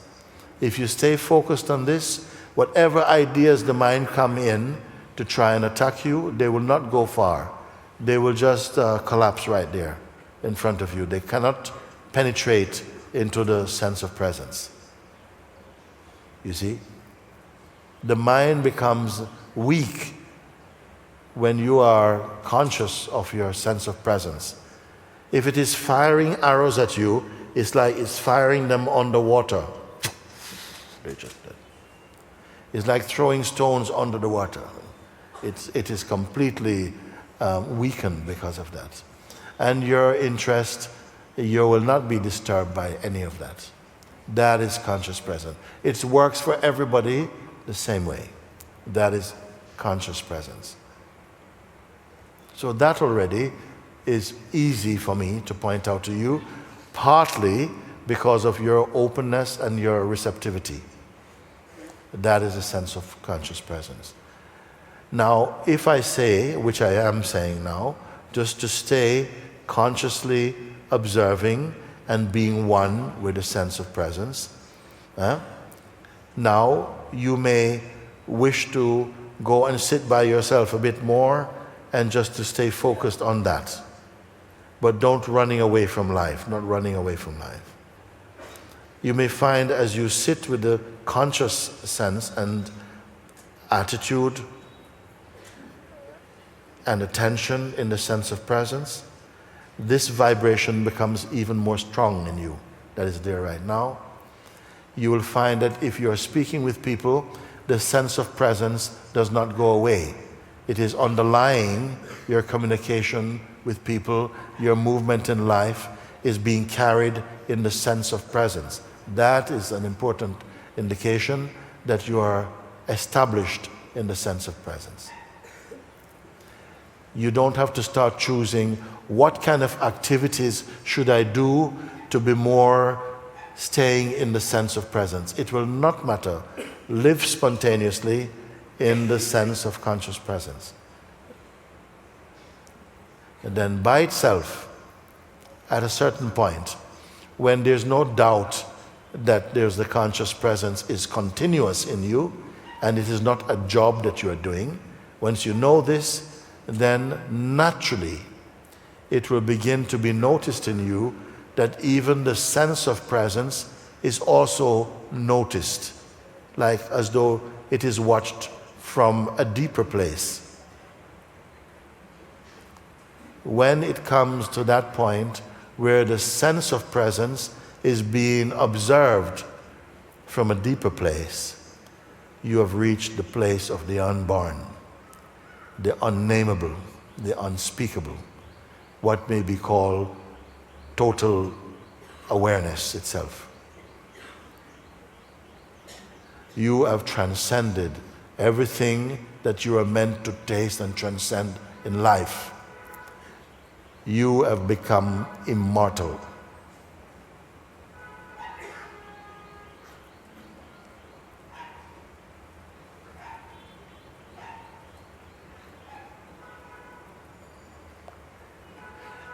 By saying you have become immortal, all beings are actually immortal, not your person, not your personality.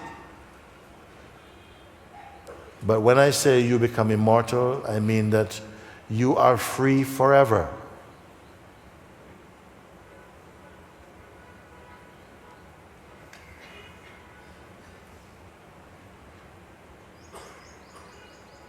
Not free to go to heaven for a certain duration of heavenly time. Timeless.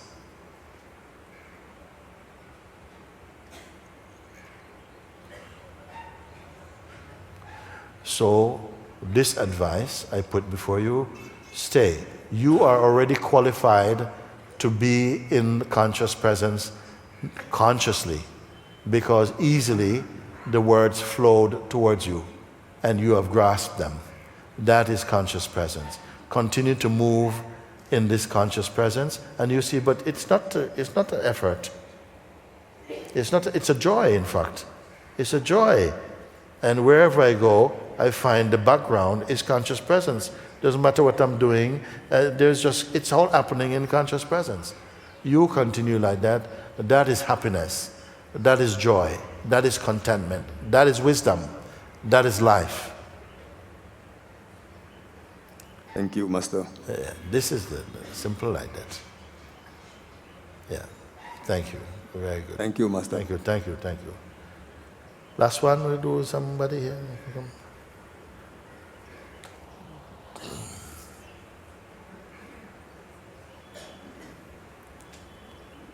Namaste, Mooji. Namaste. Sharing about my meditation. Yes. Recently, I was for 10 days in the desert, just before coming here. Yes. And it was very easy. Every night, sleeping in the sand, looking at the sky, melting with the universe, and suddenly feeling to close my eyes and feeling that there was no more separation between myself and the universe. I was just one. And that's it. That is it. And then I could, every night for 10 days, going back is in this space. It's so beautiful. There is really nothing there.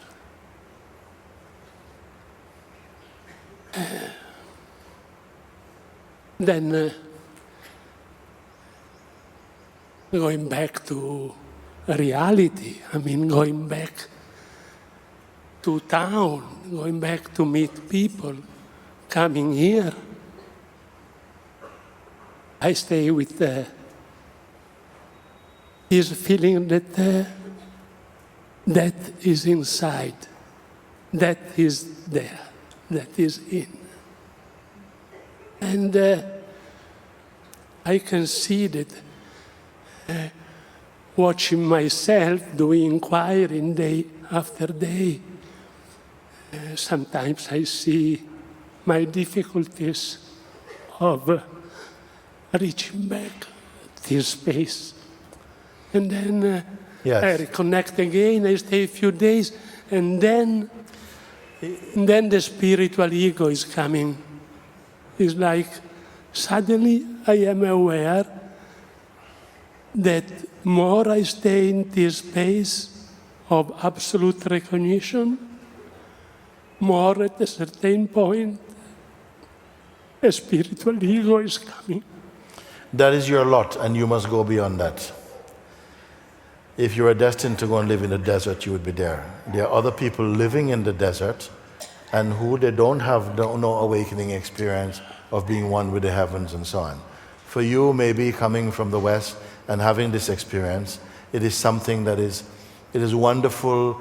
Your being feels very open, you feel at one, but it is an experience also that passes, okay? Because you speak in terms of, it was so wonderful, it was so wonderful. And many people, you are in the desert, they're in Kopipi. And Kopipi in the water is also just one with nature, okay? And the Kopipi is finished and they have to go back to this place. Another one is on top of Himalayas. I can touch the stars, ding, ding, ding, ding, ding, ding, and that is one. But it is an experience, beautiful experience, but it's not why you're here. Because all experiences, beautiful or ugly, they come to an end. You're being in satsang.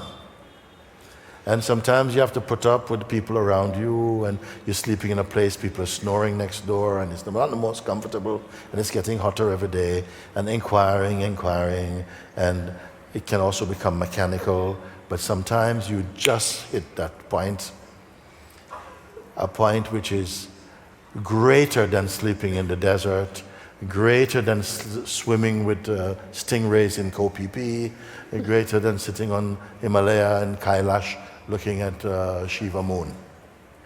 Greater than all of that. That will not come to an end. You choose. Yeah, that's why I am here. Yes. Yes. And not in the desert. Yes. Let the desert be a dessert. Have a dessert. Go there. It's nice. Nice. A dessert is a dessert. Okay? Kupipi. Yeah. But you go here. Beyond heaven.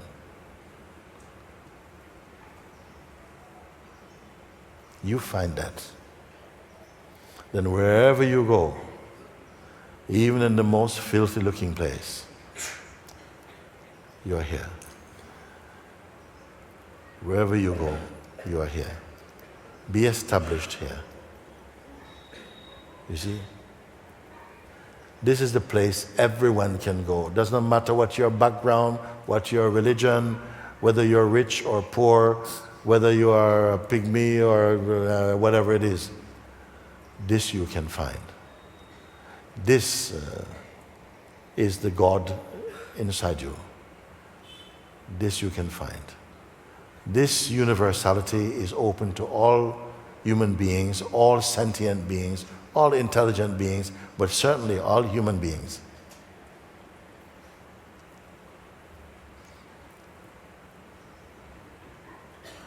I would have thought that any great government would sponsor a large number of its populations to come to satsang, to build a nation of intelligent, wise, free beings.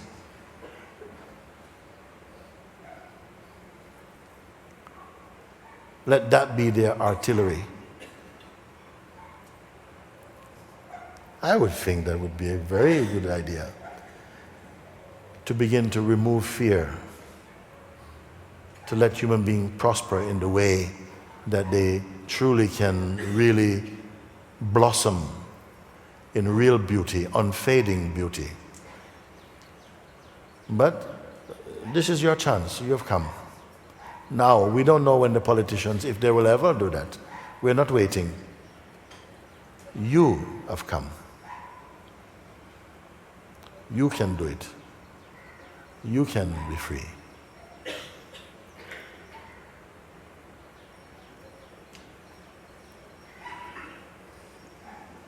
Every day here, somebody's waking up.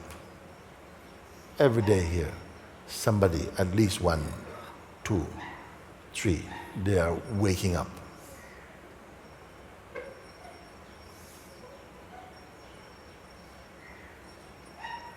If I had it my way, it would be 20, 40, 60, 80 every day. Why not? What stop you? What stop you?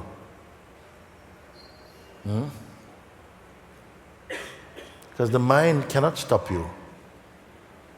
You make the mind stop you. Mind is the excuse. The devil cannot stop you.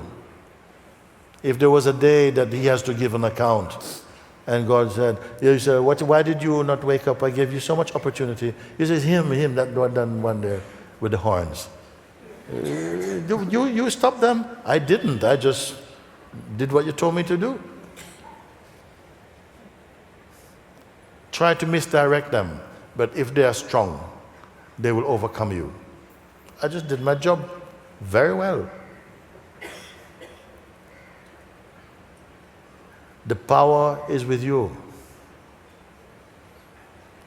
The power is with you. You have to find it. It is being pointed out. It's not aggression. It's not that type of power. It is a beautiful power. power of wisdom, power of insight, to look, to feel, to transcend, to radiate the beauty that is within you.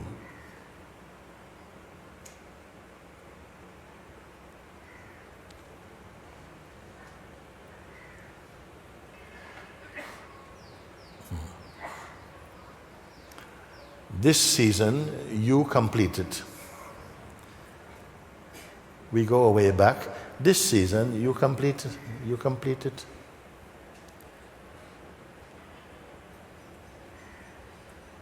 You qualify for it. You complete it.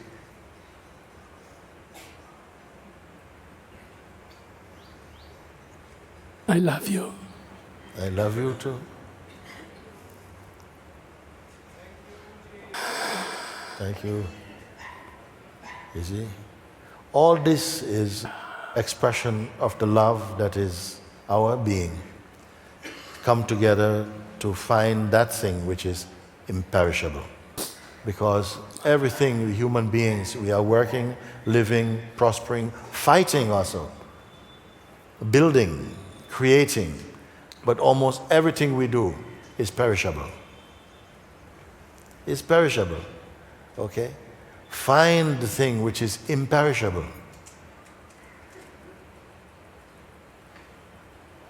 Don't waste time, carving your name in trees. It will not last. That will also be perishable. Find that which is imperishable. Satsang is the discovering place.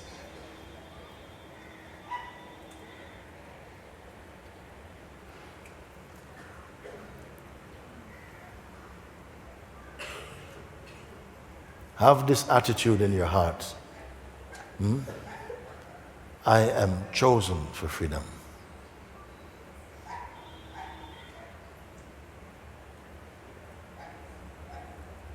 Something permitted you to come here. I don't keep the account. Each one matters.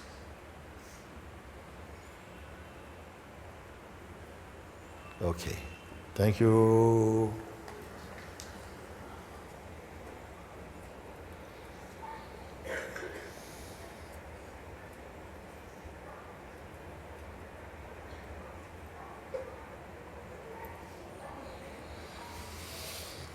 We have somebody coming, I believe, with some... Drink some water.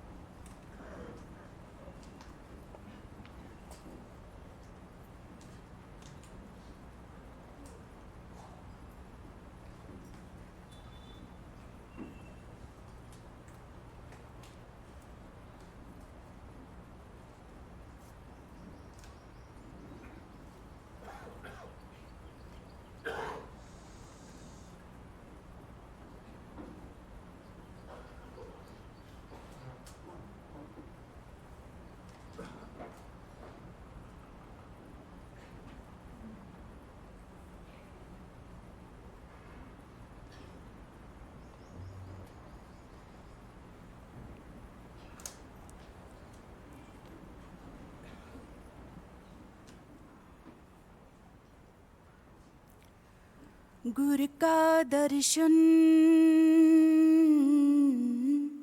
देख देख जीवा, गुरु के चरण तोए तोए पीवा। जित बैठ रावे तित ही बैठूं, जो पहरावे सोई सोई पहनूं।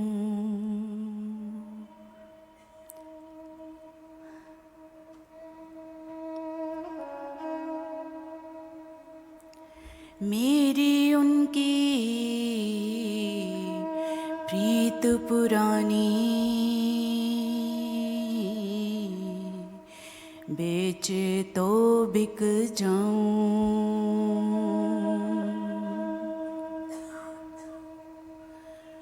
गुरु मेरी पूजा, गुरु गोविंद, गुरु मेरा पार ब्रह्म, गुरु भगवंत। गुरु मेरी पूजा, गुरु गोविंद, गुरु मेरा पार ब्रह्म, गुरु भगवंत। गुरु बिन अवर नहीं मैं थाओ, गुरु बिन अवर नहीं मैं थाओ। अन दिन जपो गुरु गुरु नाओ, अन दिन जपो गुरु गुरु नाओ। गुरु मेरी पूजा, गुरु गोविंद, गुरु मेरा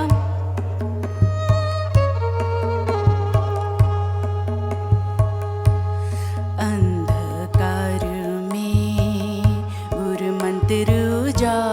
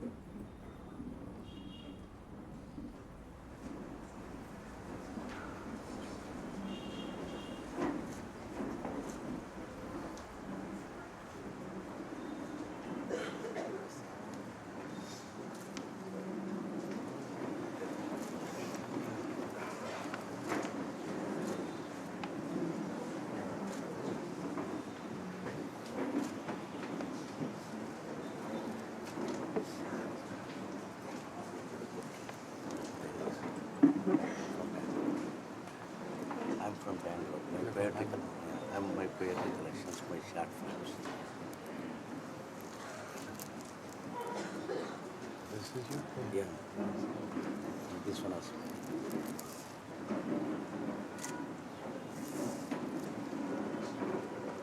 Thank you.